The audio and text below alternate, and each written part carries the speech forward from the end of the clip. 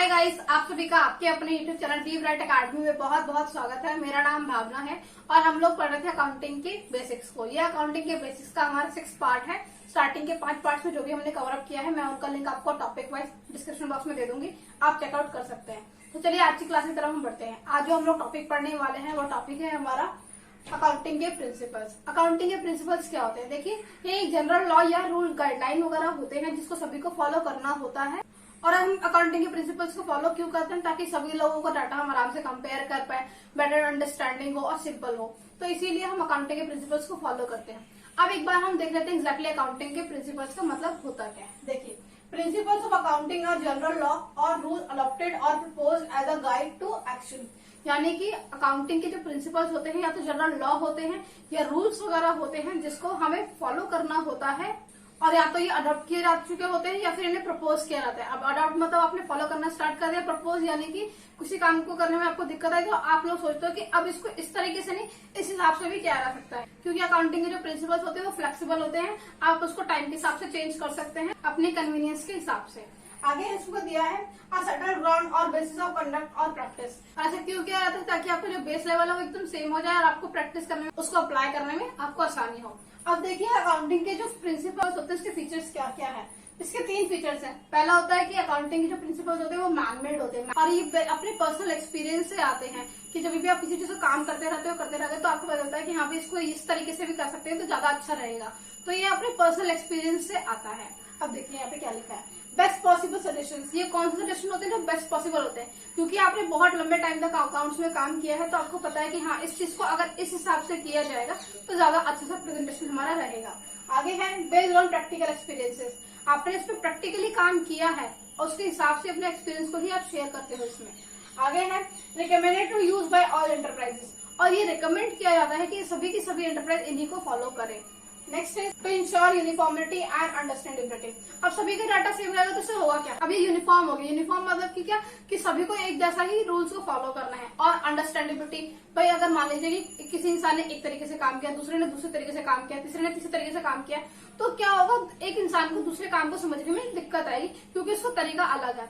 लेकिन अगर सभी ने एक ही तरीके से काम किया है तो वो बहुत आसान हो जाता है क्योंकि आपको उसके बारे में पहले से ही पता है, आप उसको अंडरस्टैंड अच्छे से कर पाते हो। तो यहाँ पर इसीलिए अंडरस्टैंडेबिलिटी की बात हो जाती है क्योंकि सबका डाटा यूनिफॉर्म है, सबका चीजें करने का तरीका सेम है। नेक्स्ट इज हमारा फ्लेक्सिबल। अब फ्लेक्सिबल का मतलब जैसे कि अकाउंटिंग के जो प्रिंसिपल्स होते हैं वो आपके टाइम के हिसाब से बनते हैं, और अगर आपको लगता है कि हाँ इस प्रिंसिपल में बहुत ज्यादा स्ट्रिक्टनेस है, चेंजेस करने की जरूरत है टाइम के हिसाब से, तो हम उनको चेंज भी कर देते हैं। आप किसी काम को बहुत टाइम से करते चले आ रहे हो तो आपको अच्छे से पता है कि हाँ भाई इसको इस हिसाब से नहीं, अगर इस हिसाब से करेंगे तो ये अच्छा रहने वाला है, तो हम उसको फॉलो कर देते हैं। मैं आपको एग्जांपल देती हूँ कि जैसे पहले जो बैलेंस शीट्स बनती थी कंपनी की भी, वो एक ही तरीके से बनती थी, लेकिन अब शेड्यूल 6 आ गया ताकि हमारा प्रेजेंटेशन ज्यादा अच्छे से हो पाए, उस हिसाब से हम बैलेंस शीट को बनाते हैं। वो सिर्फ कंपनीज के लिए एप्लीकेबल है। तो इस हिसाब से आपकी प्रेजेंटेशन चेंज हो जाए या फिर आपको अंडरस्टैंडेबिलिटी अच्छी हो जाए, इस हिसाब से हम अपने अकाउंटिंग के प्रिंसिपल्स को चेंज कर सकते हैं। नेक्स्ट इज हमारा जनरली एक्सेप्टेड। जो अकाउंटिंग के प्रिंसिपल्स होते हैं वो जनरली एक्सेप्टेड होते हैं, यानी कि सभी लोगों को एक्सेप्ट करने होते हैं। देखिए, इसमें 3 चीजें आती हैं, रेलिवेंसी, ऑब्जेक्टिव एंड फिजिबल। अब रेलिवेंस मतलब क्या, कि कोई चीज अगर आपके लिए यूजफुल होगी तभी तो आपके लिए रेलिवेंट है। जैसे कि हम एग्जांपल लेते हैं कि आप 11th क्लास में, तो आपके लिए 11th क्लास की बुक्स और उसके स्टडी मटेरियल्स वगैरह आपके लिए इंपॉर्टेंट हो गए, आपके लिए रेलिवेंट हो गए। लेकिन अगर उससे पहले की क्लासेस की बात की जाए, यानी कि 9th 10th वगैरह की, या फिर उसके बाद की क्लासेस की, 12th की हो गई, ग्रेजुएशन लेवल की हो गई, तो क्या वो चीज अभी आपके लिए रेलिवेंट है? बिल्कुल रेलिवेंट नहीं है, क्योंकि अभी आपका मेन फोकस क्या है कि आपको 11th अच्छे से कवर अप करना है। तो आपके लिए 11th ही रेलिवेंट हो गया। तो जो अकाउंटिंग इन्फॉर्मेशन होती है उसमें सबसे पहली चीज ये लिखी जाती है कि जो अकाउंटिंग इन्फॉर्मेशन प्रोवाइड की जा रही है उसके यूजर्स को, वो रेलिवेंट होनी चाहिए, वो उनके लिए यूजफुल होनी चाहिए। देखिए, relevance if useful to users, कि यूजफुल अगर इन्फॉर्मेशन होगी नहीं यूजर्स के लिए तो उसका कोई फायदा नहीं है। नेक्स्ट इज हमारा ऑब्जेक्टिव। अब देखिए, अकाउंटिंग के प्रिंसिपल्स का ऑब्जेक्टिव कैसा होना चाहिए कि भाई बायसनेस नहीं होने चाहिए, जो भी काम है वो जेन्युइन तरीके से किया जाना चाहिए, किसी का भी पर्सनल बायस उसमें ना हो। पर्सनल बायस आ जाएगा तो हमारे क्या होंगे, अकाउंट्स खराब हो जाएंगे, इसमें अच्छे से प्रेजेंटेशन ट्रू एंड फेयर वे में नहीं दिखाया जाएगा, एक्चुअल चीजें नहीं बताई जाएंगी। तो ये बहुत जरूरी हो जाता है कि आपने जो भी अकाउंटिंग के प्रिंसिपल्स बताए हैं वो सभी के सभी पर्सनल बायसनेस के बिना हो, बिना किसी पक्षपात के हो।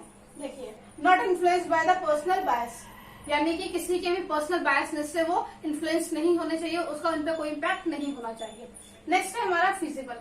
अब फिजिबल का मतलब क्या होता है भाई? देखिए कि कोई भी चीज फिजिबल होना यानी कि हाँ भाई उसका आगे के फ्यूचर है भी और आप उसको अच्छे से काम कर पा रहे हैं। और जैसे कि एग्जांपल लेते हैं कि कोई भी टेक्नोलॉजी है वो क्या करती है, बहुत अच्छे से कामों को कर लेती है, बहुत आसानी से कर लेती है, लेकिन उसमें क्या है, उसकी कॉस्ट ज्यादा आ रही है और उसको चलाने का तरीका थोड़ा अलग है, उसमें ज्यादा आपको स्किल चाहिए, मैन पावर चाहिए। तो इससे क्या हुआ, वो सबके लिए फिजिबल नहीं हो पाई। क्यों? क्योंकि भाई एक तो कॉस्ट ज्यादा हो गई उसकी और उसको चलाने के लिए टेक्निक वगैरह भी चाहिए, तो उसकी भी अलग से कॉस्ट होगा, टाइम वगैरह जाएगा, ट्रेनिंग लोगों को देनी पड़ जाएगी। तो ये सारी चीजें आ जाती है। तो कोई भी चीज अगर आप इजीली अप्लाई कर पा रहे हो, फॉलो कर पा रहे हो, कॉस्ट भी ज्यादा नहीं लग पा रही है, तभी तो वो फिजिबल हो पाएगी सभी के लिए। तो इसलिए फिजिबल होना भी अकाउंटिंग के प्रिंसिपल्स का जरूरी है कि सभी लोग आराम से अप्लाई कर पाए अपनी ऑर्गेनाइजेशन के अंदर। देखिए feasible if can be applied without undue complexity and cost, कि अगर आप किसी भी चीज को बिना किसी कॉम्प्लेक्सिटी के और बिना ज्यादा कॉस्ट के अप्लाई कर सकते हो तो वो फिजिबल हो जाती है। कॉम्प्लेक्स नहीं होनी चाहिए चीजें, सिंपल होनी चाहिए, तभी आप उसको फॉलो कर पाओगे। और इसके बाद हमारा लास्ट आता है कि अकाउंटिंग के प्रिंसिपल्स की नेसेसिटी क्या है, कि अकाउंटिंग के जो प्रिंसिपल्स होते हैं वो हमारे लिए जरूरी क्यों है। देखिए अकाउंटिंग की जो इन्फॉर्मेशन होती है अगर उसको समझ में नहीं आएगी, प्रेजेंटेशन अच्छा नहीं देगी, कंपेरेबल नहीं होगी, कॉस्ट इफेक्टिव नहीं होगी, तो उनका कोई ज्यादा फायदा नहीं है, सभी लोग उसको अप्लाई अच्छे से नहीं कर पाएंगे। तो यही चीज जरूरी हो जाती है यहाँ पर। देखिए जो अकाउंटिंग की इन्फॉर्मेशन होती है वो बेटर अंडरस्टूड होनी चाहिए। बेटर अंडरस्टूड का मतलब सबको आराम से समझ में आ जाए, कि ये नहीं कि किसी ने कोई अप्लाई कर दिया, किसी ने कोई तरीका अप्लाई कर दिया, तो इससे क्या हो, सभी के तरीके अलग हो गए, तो एक दूसरे के काम को समझने में लोगों को दिक्कत आएगी, मेहनत ज्यादा लगेगी। Next is meaningful. ऐसा नहीं होना चाहिए कि आपने सारी इन्फॉर्मेशन लिख दिया और बहुत अजीब तरीके से लिख दिया और उसको कोई मीनिंग नहीं निकल पा रहा है, कोई सेंस नहीं निकल पा रहा है, तो उसका कोई यूज नहीं रह जाएगा। आप जो भी इन्फॉर्मेशन लिखो वो एक मीनिंगफुल तरीके से लिखी जानी चाहिए, उसका कोई ना कोई सेंस बनना चाहिए ताकि उससे कोई आउटपुट निकल पाए।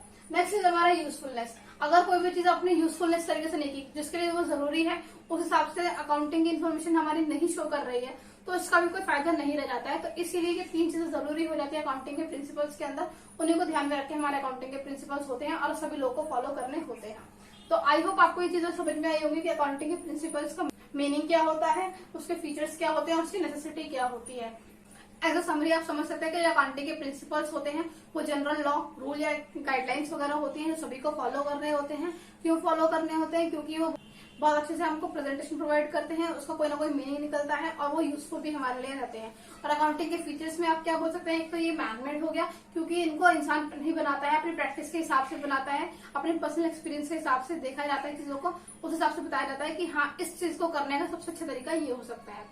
इसके अलावा इसमें क्या होता है कि ये फ्लेक्सिबल होते हैं, कि अगर लगता है हमें इनको चेंज करने की जरूरत है, ये ज्यादा अच्छे से हमें प्रेजेंटेशन नहीं दे पा रहे हैं या फिर और मीनिंगफुल इम्पैक्ट हमें नहीं दिखा पा रहे हैं, तो हम इनको चेंज भी कर सकते हैं। ये फ्लेक्सिबल होते हैं, परमानेंट नहीं होते हैं। और लास्ट होता है कि जनरली एक्सेप्टेड होने चाहिए। क्या क्या चीजें इसमें मेन चीज थी हमारी, एक होता है रेलिवेंस, दूसरा हो जाता है ऑब्जेक्टिव और थर्ड हो जाता है फिजिबल। रेलिवेंस मतलब क्या, कि कोई भी चीज हमारे लिए यूजफुल होना जरूरी है। अगर हमको इधर उधर की चीजें, फालतू चीजें दी जाएंगी तो वो हमारे लिए रेलिवेंट नहीं रह जाती है। इसके बाद ऑब्जेक्टिव क्या होता है हमारा, कि जो भी हम लोग काम कर रहे हैं वो बिना किसी बायसनेस के होना चाहिए। कोई भी पर्सनल बायसनेस अगर उसमें आएगी तो हमारे जो अकाउंट्स हैं उसमें बहुत ज्यादा इम्पैक्ट पड़ जाता है। और लास्ट है हमारा फिजिबल, कि जो हमारी अकाउंटिंग की इन्फॉर्मेशन होती है वो फिजिबल होनी जरूरी है। आप ज्यादा कॉम्प्लेक्स ना हो, वो चीज ज्यादा कॉस्ट ना लगे उसमें, ताकि सभी उसको आराम से फॉलो कर पाए। तो आई होप आपको ये सारी चीज समझ में आ गई होंगी। अगर आपको मेरा वीडियो अच्छा लगा तो आप इसे लाइक कीजिएगा, अपने दोस्तों का शेयर कीजिएगा, और अगर आप फर्स्ट टाइम मेरे चैनल पे आए हैं तो आप इस चैनल को सब्सक्राइब भी कर सकते हैं। थैंक यू सो मच मेरे वीडियो को देखने के लिए।